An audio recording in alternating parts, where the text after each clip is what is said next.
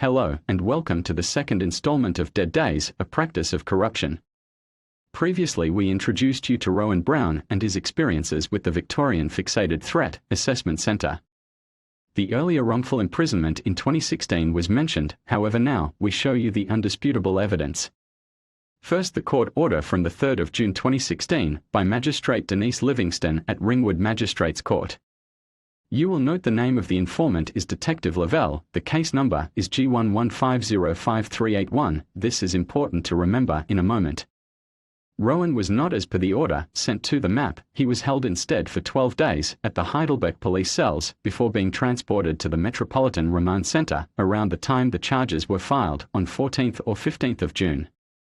The Victoria Police Involvement List, obtained via Freedom of Information, confirms an arrest on 15th of June for the charges listed with case number G11505381, whereby the informant is Detective Lavelle. While in custody, Rowan was denied bail several times by magistrates, and so, in late August, Rowan wrote a habeas corpus bail application, which friends submitted to the Supreme Court on his behalf. Paragraph 1 of the affidavit and application reads as follows. I was arrested without charge on the 3rd of June 2016 at Dandenong and taken to Ringwood Court, where I was remanded firstly for 12 days at the Heidelberg Police Station until I was transferred to the MRC Ravenhall, where I am still detained. The application in opposition to bail, dated the 13th of September 2016, prepared and filed by Victoria Police, tendered as evidence by former police prosecutor, now practicing solicitor, Mark Sontag, clearly states as follows. Paragraph 17. I am informed by Detective Senior Constable Rodney Church of the Manningham CIU that on the 3rd of June 2016, at approximately 9:35 am, the applicant was in the driveway of a residence at the address of 7 Central Avenue, North Dandenong. Paragraph 18. I am informed by Detective Senior Constable Church that the applicant was approached by police in the driveway of this address, where he was subsequently arrested in relation to an outstanding charge and warrant to arrest in relation to the criminal damage at Mr. Guy's office. Paragraph 19. The applicant was transported to the Ringwood Magistrates Court, where he was placed in a holding cell. Paragraph 20. The applicant was charged with the offences referred to in paragraph 4 and remanded in custody. Then in paragraph 4, on the 15th of June 2016, the applicant was charged with the following offences. A. Criminal damage. B. Unlawful assault. C. Use of carriage service to menace. The date of the imprisonment is confirmed by the court order with the informant name Lavelle and case number G11505381 on it.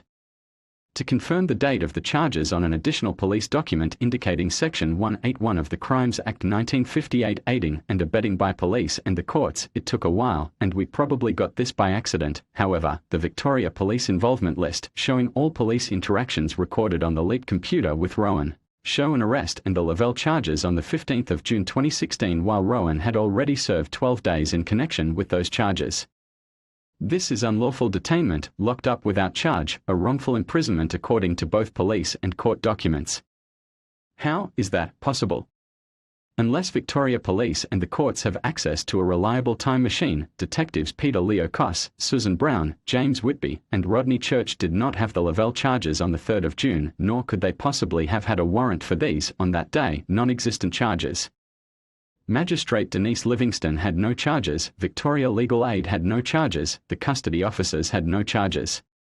The charges were filed, as indicated on them, the 15th of June 2016. The application in opposition to bail dated the 13th of September 2016 prepared and filed by Victoria Police, and the Victoria Police Leap computer confirmed the 15th of June 2016. These charges were filed 12 days after the wrongful imprisonment, and in the time since, a laundry list of police, court registrars, and judicial officers have been aware of this fact, and have been by their silence giving their consent to the continued Section 181 of the Crimes Act 1958 aiding and abetting and Section 257 of the Crimes Act 1958, reprisals. In the Supreme Court on the 16th of September 2016, no Justice Christopher Beale spent some time reviewing several paragraphs in the application in opposition to bail with police prosecutor Mark Sontag. He ordered that Mark Sontag have 4 paragraphs amended, and on 21st of September, when the matter reconvened, those 4 paragraphs were replaced with a second affidavit containing 29 paragraphs. No Justice Christopher Beale did not question paragraph 1 of the application or affidavit in support, nor paragraphs 4, 17, 18, 19 and 20 of the application in opposition to bail. In the Supreme Court, when Rowan began referring to the application and affidavit in support, no Justice Christopher Beale stopped Rowan and said, "I have read your affidavit." The legal profession and courts inclusive of police are very protective of their own. In the state of Victoria, there are more suppression orders than any other state in Australia. On suppression orders, perhaps you have seen this from Senator Bill Heffernan. We should include in the terms of reference the institution of the law. And I have documents here which the Royal Commission has seen to justify that case, and in fact every Attorney General, from Attorney General Ruddock till now, has seen some of these documents, and they are police documents, and they are very disturbing. So, having produced a set of documents to the Royal Commission under an order to produce, which includes, disturbingly, documents that name in one document 28 people as alleged pedophiles, signed off by Gary Crook QC, counsel assisting an earlier Royal Commission, includes a whole lot of prominent people, and I think to protect the discretion of the Royal Commission, I won't comment on what the Commission thought, except that they thought it was outside the terms of reference of the Royal Commission. We have in Australia, sadly, a compromise at the highest of levels. There's a former Prime Minister on this list, and it is a police document. On the 16th of September 2016, if no Justice Christopher Beale had acted honourably and acknowledged the wrongful imprisonment and unlawful detainment, it would have meant that Magistrate Denise Livingstone and the other magistrates that Rowan had appeared before while unlawfully detained had perverted the course of public justice. Likewise, the police prosecutors, Victoria Legal Aid, Scott Casey and Merida Alterman, now a magistrate from Lethbridge and Associates, all had been aware of the unlawful detainment and all appear to have willingly participated in Section 181 aiding and abetting of this crime.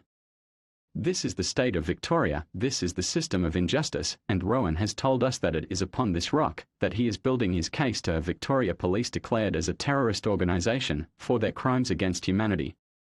Rowan says that he has met many people from a variety of backgrounds who have had similar experiences with police, and the response by police is mostly the same. Sure, I would love to say that this is just happening to me. However, I know a number of good, law-abiding, peaceful people who are survivors of cowardly acts of terrorism committed by the gang called Victoria Police. Dr. Stanley Milgram, a psychologist widely known for his controversial experiments on obedience to authority, while on tenure at Harvard University, provide an understanding of the corrupt, violent and inhumane behaviour committed by so-called authorities. The experiments were controversial due to the fact that they almost exclusively proved that when people are acting under the direction of some perceived authority, for example, police or the military, they will do atrocious things that they would not do otherwise, except for the perception that they are acting under some perceived authority. Members of Victoria Police are not hired for their level of intelligence. Rather, they are hired for their willingness to obediently obey orders, even if those orders mean stalking someone on the street and then bashing them while equipped to kill. It is this glitch in the human psychology, exposed by Dr. Stanley Milgram in the 1960s, which causes these low-intelligence order followers to justify their inhumane criminal conduct and acts of terrorism, such that they and members of the public suffering from Stockholm Syndrome, a circumstance where a captured person develops feelings of love and respect for their captors, which perpetuates this problem. Meanwhile, the political underclass who benefit from these state-raised armies and terrorist organisations encourage the behaviour via the deployment of arbitrary powers to further their own political, religious or other ideologies. This, of course, is the definition of an act of terrorism in the Commonwealth of Australia. This is the conduct of Lisa Neville, Martin Bakula, Daniel Andrews, currently in the state of Victoria. However, do not be fooled. State-sanctioned violence against the people is a bipartisan act, and the right wing of the two-party duopoly is connected to the same source as the left wing. These cowardly acts of terrorism must be stopped, and that is why I am now determined to follow the process to have Victoria Police declared as a terrorist organisation, which their conduct proves them to be. Another incredible account of corruption in the state of Victoria, and we have many more to come. I can tell you that the next episode will be showcasing how Victoria Police members mostly avoid any form of genuine accountability via the institutional protection system deployed between the so-called Professional Standards Command and IBAC. And soon we will be doing a piece on Victoria Legal Aid and how some solicitors and barristers work hand in glove with Victoria Police. We will show you undisputable evidence of Victoria Police cover-ups, aiding and abetting, and reprisals in response to making a complaint against a corrupt member of Victoria Police or Parliament of Victoria. In the meantime, stay connected to the Dead Days website www.deaddays.com.au for updates, as the complete VFTAC Dead Days documentary will premiere soon.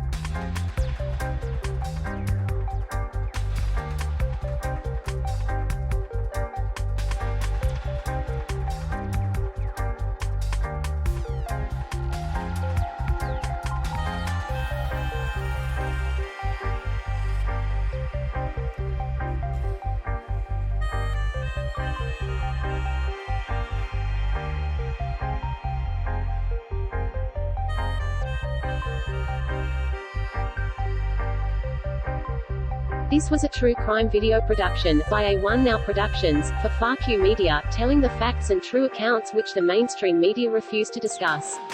If you have an idea for a production, get in touch with us on the www.deaddays.com.au website. A1 Now Productions and FAQ Media are 100% Australian run and owned, alternative media and true crime specialists.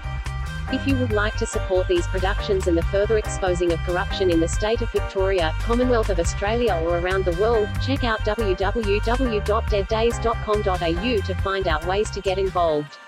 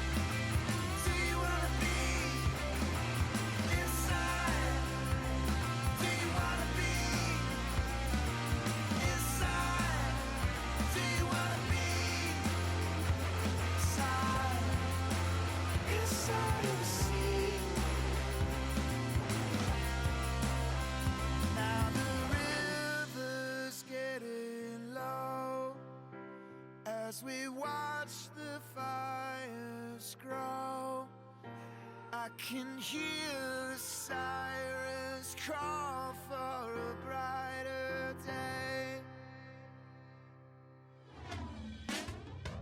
Do you wanna be inside? Do you wanna be inside? Do you wanna be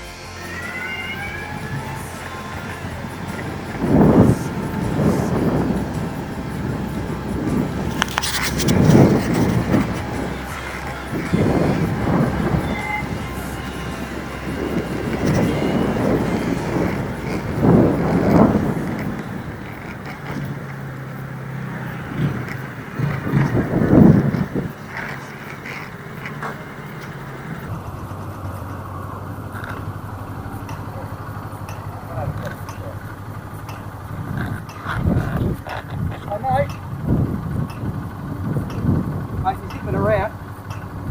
Can I have a quick chat with you over here, sir? I don't answer questions, sorry. You don't answer? Your name, sir? No, I don't answer questions. Yeah, where do you live?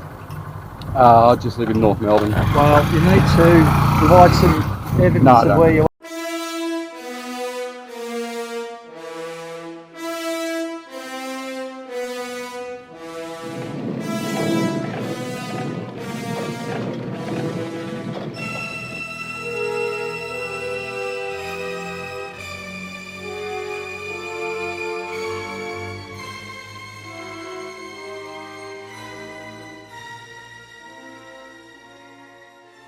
I like the way you, like the way you, like the way you. I like the way you, like the way. I like the way that you move. I like the way you, like the way you, like the way you. I like the way you, like the way. I like the way that you